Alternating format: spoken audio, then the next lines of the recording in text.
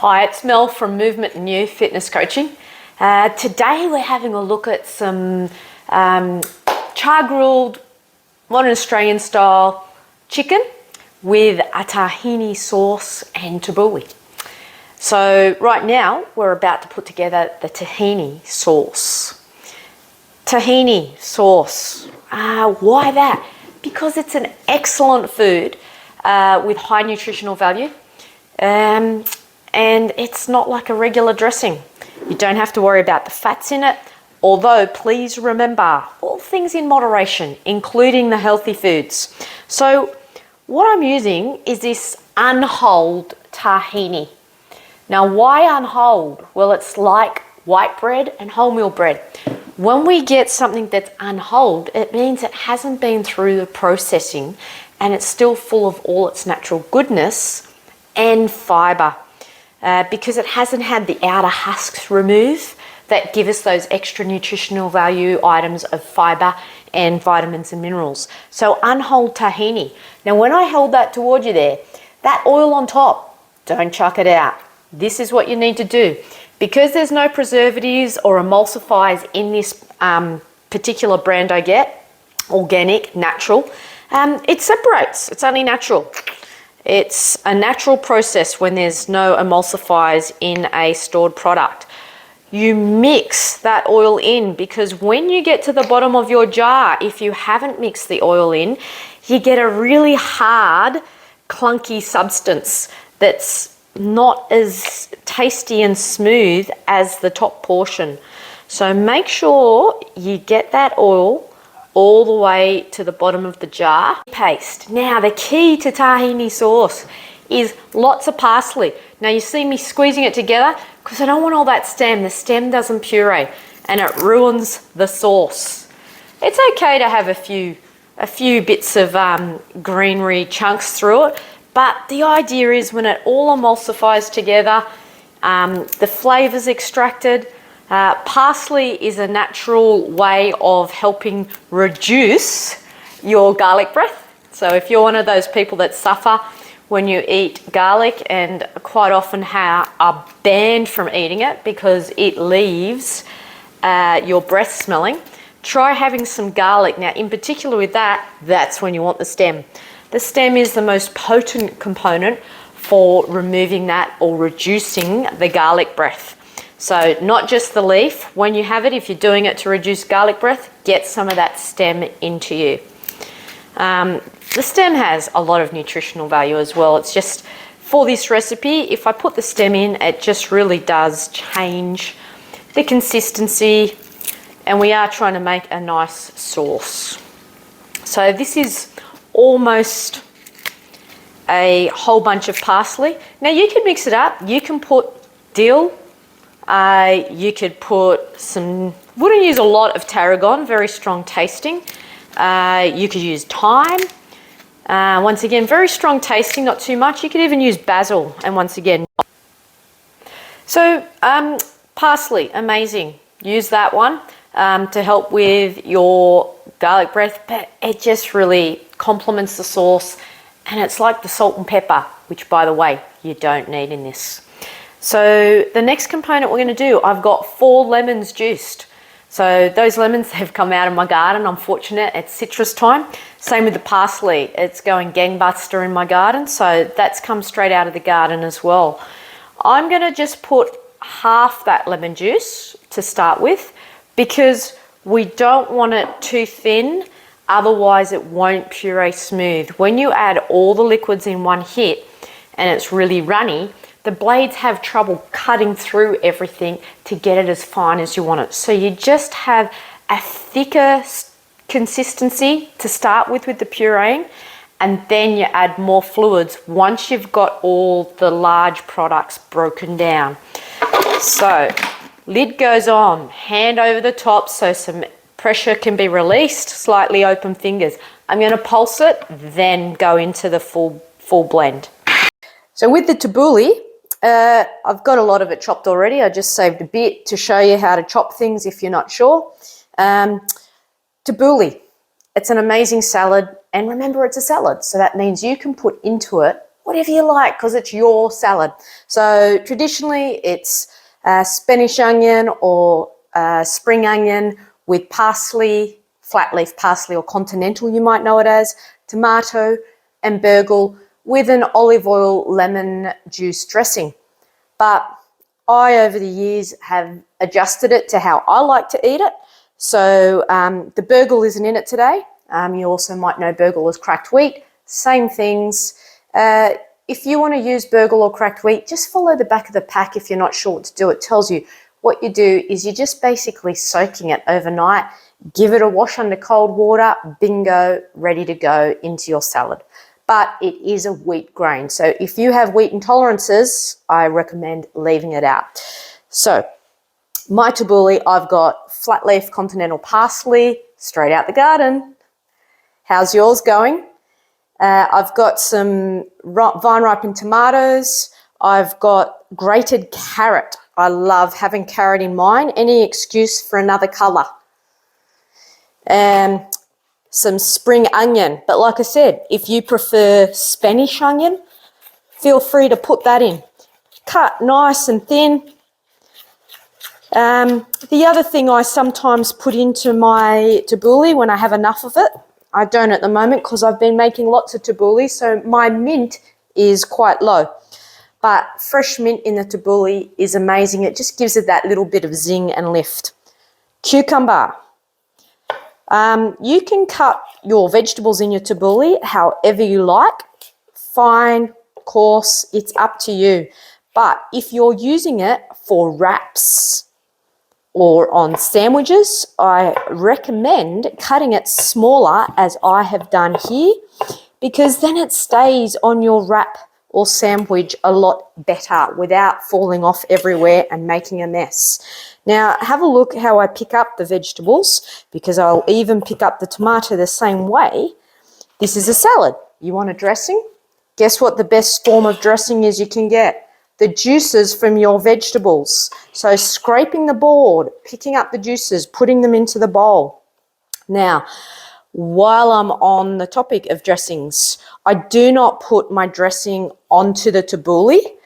I keep it and put it on each time I eat it. That way the tabouleh, you'll get probably 3 days extra shelf life out of it by not putting the dressing on. Because what the dressing does is makes all of the ingredients start to go a bit rancid and that fermented taste that you get. So dressing to the side. We'll get back to what's in the dressing shortly. To prepare your parsley, it's going to come to you like that in a bunch off the supermarket shelf. It's going to come to you like that with even more stem if you're picking it out of your garden. So to prepare it for your salad, pick off the lower stem. High nutrient content in there, chew on it, get lots of vitamin C is what continental flat parsley is known for. So chew on the stem if you wish. It gets a bit stringy.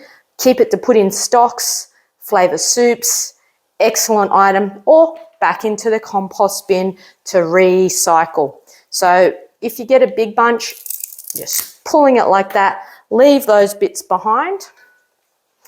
Focusing on the more tender bits of stem that are more palatable and won't get caught in your throat. To cut it, you can cut it as fine as you like, but one thing I will say about cutting, only cut once. So do not run your knife back and forward over your parsley when it is for a salad. What you will do if you run your knife back and forward over your salad parsley is bruise it and lose all of the nutrients and flavour out of it, and it will then also taste quite bitter. It won't have that beautiful, fresh, crispy flavour by cutting it once like that. So doing this when your parsley is for a salad is only going to bruise it. Fine if it's for a garnish, but if it's for a salad, you want to only cut once. All right, that's my tabouleh ready to toss.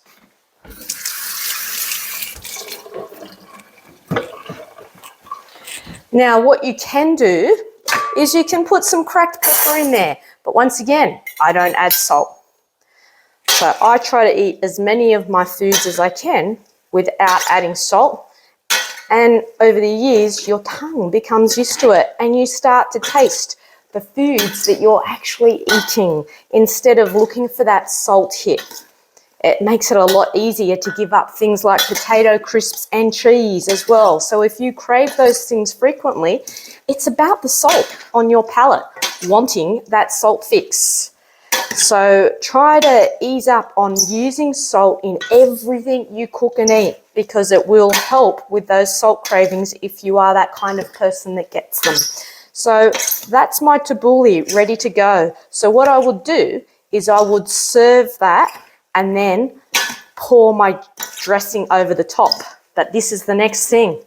With my dressing, I only use juice. I don't use oil. When you get the recipe off the website, I've given you the recipe for a proper dressing that you can either just put in a milkshake maker, shake it up. It's just lemon juice and olive oil, extra virgin, cold pressed. But remember, dressings, moderation, because it's still a fat. It doesn't matter if it's a good fat. So for me, I just get a bit of lemon wedge. I take my tabouleh, pack it into my lunch container for work with everything else, put the lemon wedge in with it, and when I'm just about to eat it, squeeze the lemon over the top. If it's for a nice barbecue and you're having visitors, put the dressing that is in the recipe, put it in a little jug. Let your guests pour it over the top, because there's a lot of people that might be like me and not need a lot of dressing, and they'll be happy that it's on the side for themselves to add. So think about your dressings and how much you're eating. Next up, I'm just going to check the chicken and see how it's going on the barbie. All right, we're going to prepare the chicken for the barbecue chicken component. So I've got a 1.5 kilo chicken. Just check on your labels and it'll tell you the weight for them. Always wash your meat when you get it from the supermarket. It's just a habit I formed from way back in the kitchen. It just removes anything that might be on there that is removable by plain cold water. So I just feel as though it freshens it up, and it always gets rid of that cryovac smell that meat develops. So I always give my meat a wash when it's chicken, including in the guts. And then you just give it a paper towel off if it's something that you don't want excess water on. But when you're marinating it, it really doesn't matter if there's excess water. Something like a roast pork, you might want to paper towel off because you don't want excess water. Otherwise, it stops it from crisping up. So I'm going to show you a really simple way to I don't call it butterflying because it's not really butterflying. It's just basically cutting the chicken in half and getting rid of a bit of the bone. So it cooks like that Portuguese style chicken in 2 halves, and you get that nice char-grilled flavor on both sides of your chicken. It also makes it more manageable for turning on the barbecue. So with your chicken, the first component, if you push in the center like that, you're going to find a nice little breastbone, just like we have on our chest when we push. It's going to push right through. So we just do a little nick, follow it down, because it makes it easier for the kitchen scissors to get through. And all I'm doing is pulling that meat away from either side of that breastbone once it's exposed, just like so. Now there at the back here, there's a little wishbone, and I've just gone around that with the point of the knife. But you can see here, now the breastbone's exposed. So I just get the kitchen scissors. So these are just kitchen style scissors that are designed, their blades are specifically designed for cutting through smaller bones like chicken bones. So they're great for the untrained person that doesn't know how to handle a knife. See how easily it cuts through once you've exposed the meat. And then I go down the other side, chopping through, making sure I take as much meat with me as I can. I get to that little wishbone and I snap that with the scissors as well. Have a look there, there's the wishbone sticking up. I give that a little snap to cut it in half, and I keep going all the way through the back of that chook. still some water in there, so we tip it out.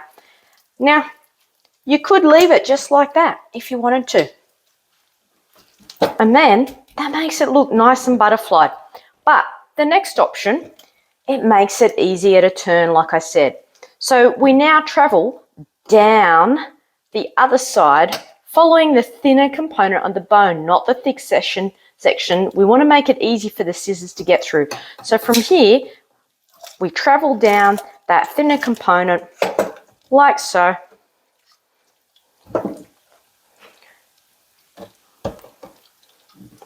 Turn it over to expose that thinner section so you're not working blindly. And you can see how much thinner the bones are as opposed to trying to chop through the chicken's neck. Much easier. The kitchen scissors just go through. Now, I always leave the bottom on. It's my favourite part on the chicken. Parson's nose, some people call it. So there's 1/2 of your chicken. Chopping that out. Presto, done. Now you've got something that mimics like the Portuguese butterfly style chicken. From there, I've already got my marinade mix made up. It's on the website. So there's some amazing garlic and lemon zest, paprika. So when you get the recipe off the website, myfitnesscoaching.com.au, all of the ingredients for that marinade is in there. I'm going to rub the chicken. So I've taken 1/2 of that marinade for 1/2 of the chicken, and I rub it all over, making sure it gets right into the meat.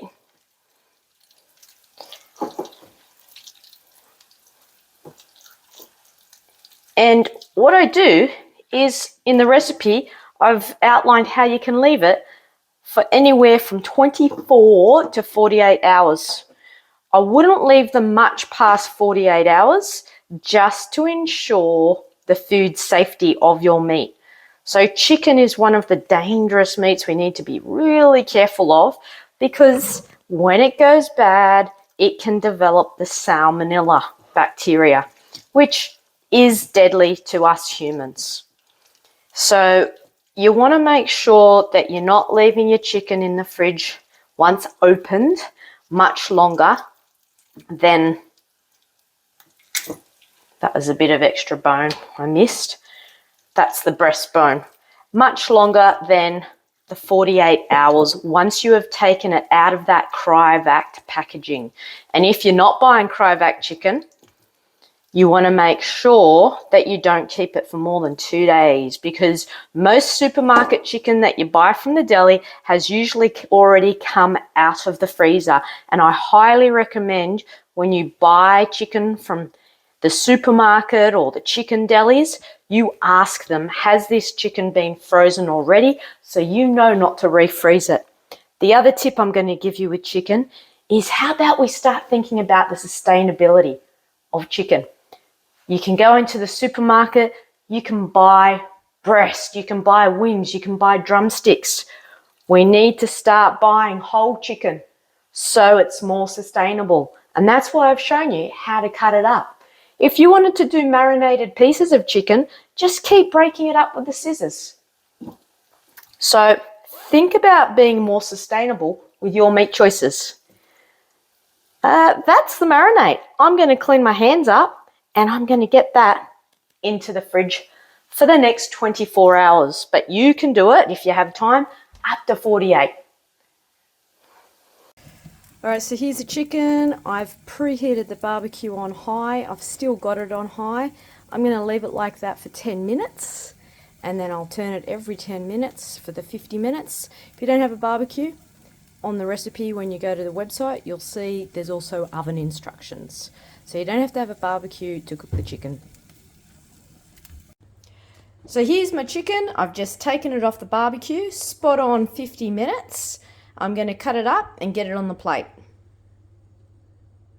So I've got the barbecue chicken, some delicious salad to have with it, and that's my dinner for tonight. Give it a go, see what you think. Pretty tasty. Bon appetit. See you next time on Junk Food Friday with Movement and You Fitness Coaching.